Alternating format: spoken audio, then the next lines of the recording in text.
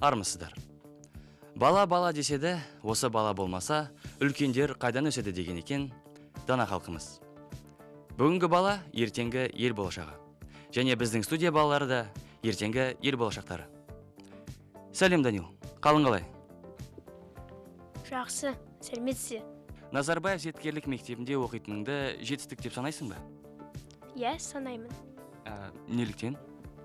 Өйткені Назарбаев зияткерлік мектебі ол тек қана ұқыпты балаларға және білімді балаларға арналған. Рахмет. Данил, мен сенің зерде ғылыми жобалар сайысының жүлдегері екенін білем. Сен қай тақырыпты зерттедің? Мен зерттеген тақырыбының аты неткен тәтті шоколад деп аталады. Оны таңдаған себебін мен әжемде кондитер цехы бар. Сол цехта шоколадты қалай қолданатынын, оның пайдасы мен зиянын білдім. Мен зерттеуімнің нәтижесінде сыныптастарым қандай шоколадты жеуге болатынын, қашан және қандай мөлшерде жеу керектігін білді. Менің жобамның тақырыбы Көкшетаудың 7 кереметі. Себебі мен қаламыздың әсем жерлерін туристерге көрсету және қаламыздың туристік деңгейін дамыту. Мен жобамның тақырыбы ешкі сүтінің пайдасы. Мен ешкі сүтінің пайдасын білдім. Және де мен неше түрлі ауруханаларға барып, оның қасиетін зерттедім. Оның сүті өте пайдалы екен.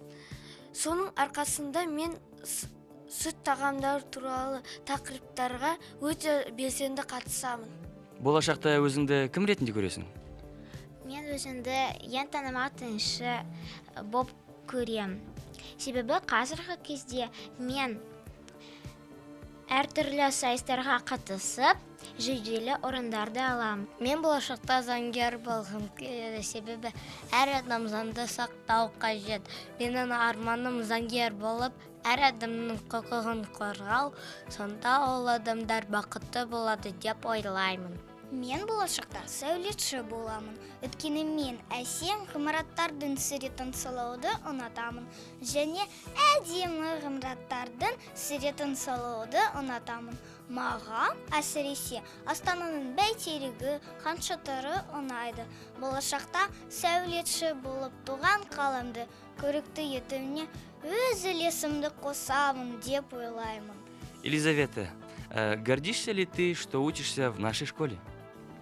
Я горжусь тем, что учусь в школе, которая носит имя президента Республики Казахстан Нурсултана Абишевича Назарбаева. В нашей школе работают лучшие учителя. Здесь я нахожусь почти целый день.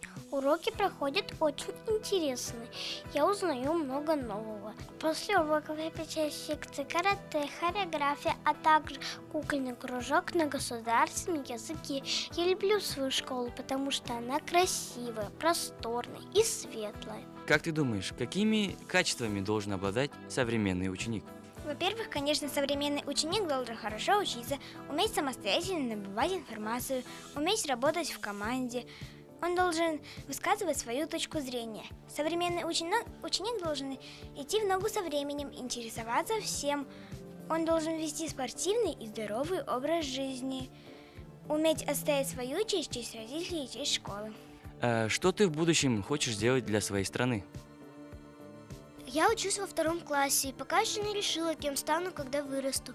Но зато я твердо знаю, чтобы стать профессионалом, нужно хорошо учиться. И тогда я смогу принести пользу для своей страны. В будущем я хочу хорошо окончить школу, поступить в Назарбаев университет, получить образование дизайнер-архитектор и строить необыкновенные здания, дома, чтобы туристы восхищались нашей страной, а казахстанцы гордились ею. Do you like your school?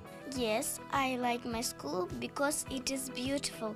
It has big library, comfortable classroom with smart boards, good teachers, funny flash mobs and playtime. What are your interests? I'm interested in music. My favorite genre is pop music. I like to sing and dance. Being student of NIS is challenging for me because I have to spend much time for preparation and also memorize and learn a lot. But I like my school and enjoy studying here.